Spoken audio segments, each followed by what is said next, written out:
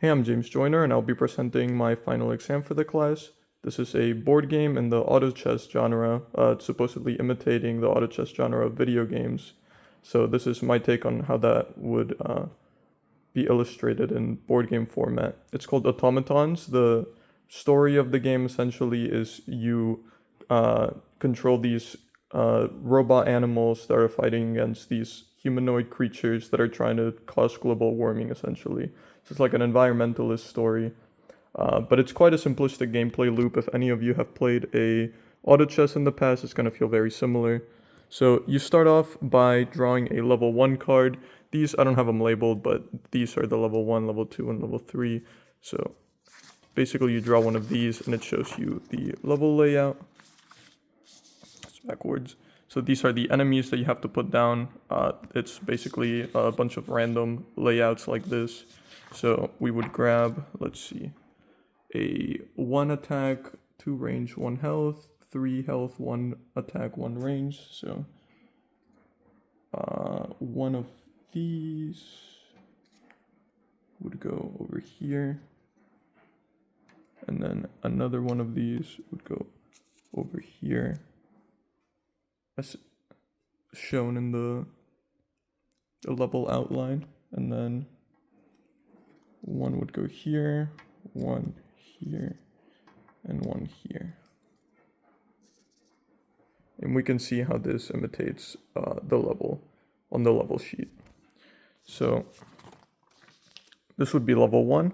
Now, at the start of every round, the player is going to get 5 scrap, which is the currency for the game, and you're going to turn over one of these shop cards. And with scrap, you can choose to spend it however you want on any of these units. The more costly the unit, the better it is. So since you start off with 5, I'm going to choose 2 of these hogs and 1 of the mice because I want to maximize how many units I get in the early game to try and make this early game easy for myself. So let me see. I'm going to get 1 mouse and 2 hogs. So you can put these anywhere in the first 2 rows of tiles, and the player always goes first. So you can really decide how you want to start off the fight. Now, the range on a unit is from how far away it can attack. So 2 range means this unit could attack from here to here. And the HP is just how much health you have, and the attack is how much damage you do to the enemy's health. So since these are ranged, I'm going to start off by putting them over here. And I'm going to put, oh, I can't put that guy there. I'll put this guy here. And I'm going to put my little rat guy over here. So you can choose to move and attack for any 1 unit on your turn. So basically, this is how it would go.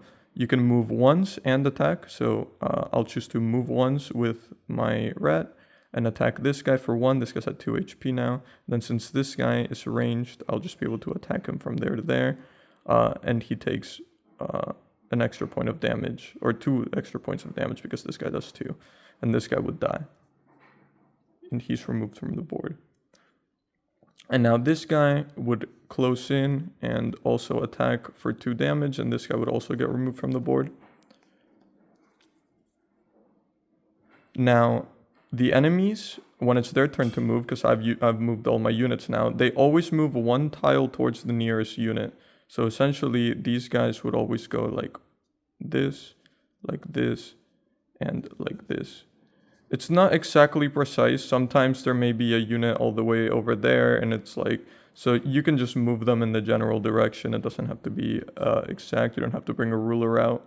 But basically, the enemy should always be trying to target the player. If they can move within a unit that they can attack the player, then you should do that. Since they have all moved once and none of them could attack, then it's the player's turn again. So I will be moving my little rat guy not in here because then he'd be in range of this guy next turn. So I think I'm just gonna play it safe and move these 2 guys 1, and then I'm gonna wait it out for the enemy. And then these guys would move 1 by 1 tile. They can't attack yet, and then I can attack with my guys. So this guy move down, do 2 damage to this guy. The rat would move down. This guy would be dead to the rat.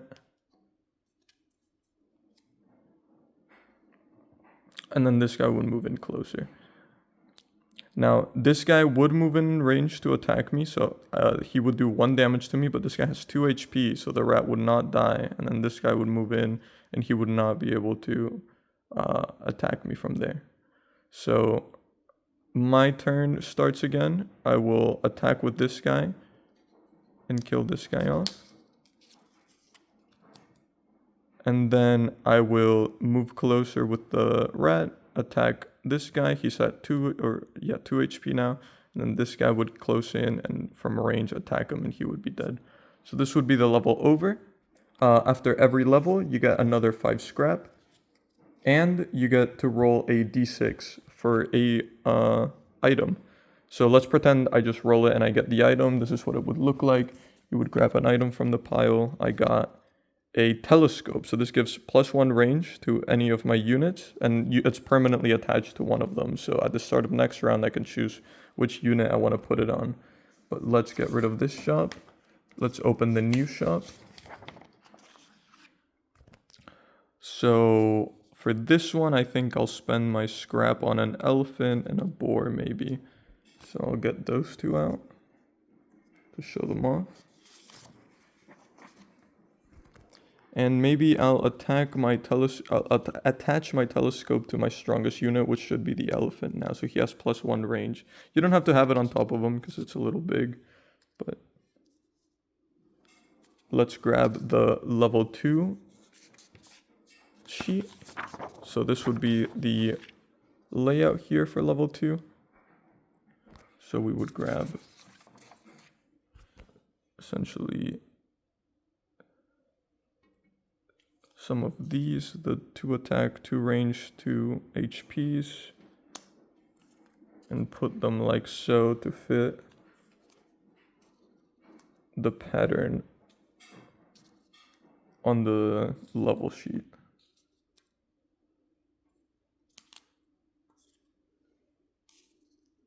Now, I'm not going to play another full round because it would go way over, but the gameplay loop is basically has been shown, and it's pretty simple. You try to strategically place your units to defeat all the other units on the enemy side without them getting you first, and they move automatically. So the strategy is all in the player to decide how they want to place them. The game's not very difficult, but I think it is engaging, and I think it translates very well the auto chess, the genre of video game, into like a board game type thing. So I think in that aspect it's quite successful and it's quite fun. But yeah, the game does have a story. I ran out of paper to print out the story cards, but they will be on the PDF that I submit. So yeah, thank you for watching, and I hope you like the game.